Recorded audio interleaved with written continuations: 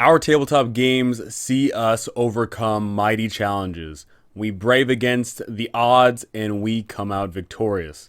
But for victories to actually matter, I truly do believe that there must be failure. If you always win all the time, then I feel it gets a little bit hollow. I think that there does need to be failure in our games. But that being said, is failure the end? Does failure mean that that's the end of story? I don't believe so. I think that there is a fine balance between succeeding, failing, and failing forward. Now, when it comes to failing forward, the idea is that you get some sort of penalty, some sort of punishment, you hit some sort of wall, but the game continues on. And how do we get the game to continue on? We have no dead ends. We keep the game going forward no matter what. But the thing is if they come across some sort of obstacle and they hit that wall, they overcome it, but it comes at a cost. There is no wall that cannot be breached, nothing that can be overcame, whether that be in the form of there is no monster that is quite literally impossible to beat. There is no red herring that sends them off to the middle of nowhere and nothing gets resolved. There is nothing that the players cannot do, but there are things that they can do but are a bit harder to overcome. Now, an important part about failing forward is you got to give the punishment and go. If you are running away from the monster in the dungeon and then there's a gap that you have to jump over, it's not a matter of, oh, you fail and you can't jump over. Yeah, if you succeed the roll, then you can jump over, no problem. But if you fail the roll, how about instead you jump over but you take some damage along the way? Or maybe that takes it down some time and the monster catches up a little bit more. You have to just keep on going. Give the punishment, go forward, and keep the ball rolling. I like that example as well because that can really highlight the people that succeed and the people that fail. Now, something I find very important in all this is keeping the fail state transparent. There is a locked door in front of you and you try to pick the lock. Say what happens if you fail to pick the lock. How much time goes by if you fail to pick the lock? Does your lockpick break? Is there some sort of time trap in all of this and it will go off if they fail?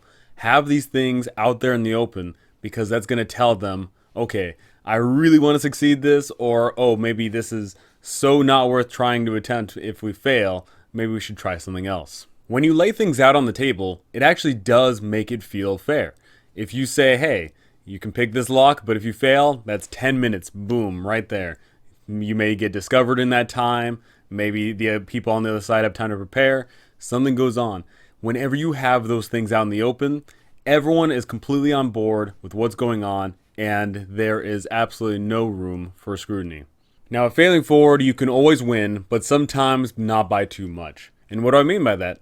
Yeah, absolutely. You can eventually break your way through that door, but it's going to cost you.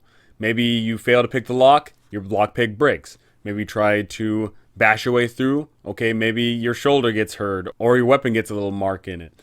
Something happens. When you have the success guaranteed to happen, but you have those metrics of it absolutely works if you succeed, or if you fail, then yeah, it works, but it costs you, then you get the game rolling forward. And that's what we want. We don't want the games to come to a grinding halt. We've all had those sessions where we've had something blocked in front of us and it just takes hours of real life time to overcome. We don't remember those things fondly. Those are not fun. Get the game going. Just make sure that it's memorable either way, whether they absolutely succeed or they get through it, but oh man, they lost something along the way. Now, it's important in all this that we have to get ready to improv. Whenever some sort of obstacle comes in our players' ways and they seem to just be messing up every single step of the way, they do the absolutely worst action possible, they roll bad, they say the dumb thing, whatever it is, you got to roll with the punches. You got to keep the game moving forward, but you also have to improvise whatever the possible punishments might be for said actions. They say the dumb thing to the quest giver, maybe the quest giver badmouths them to some other people in town. They go in the complete opposite direction of trying to find the dragon's lair, then maybe something guides them along, but it costs them a bribe. Always be thinking in those two steps. How to get your players going in the right direction, and also what are the consequences of them trying to get in that right direction. Failing forward is a tried and true tactic in many of the media we like to see. We see this a lot of times in movies and video games and whatever else, where the protagonists are able to move forward, but they lose something along the way.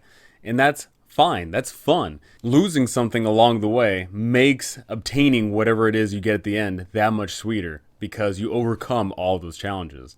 Now, there does come to a point where you can say that there is enough failures that you're allotted, and that's fine. Depending on the game that you're running, whether that be a hardcore game where there's only so many failures allotted, or if you're running a much more pulpy, high-action noir-style game where they're always going to succeed, it's fine.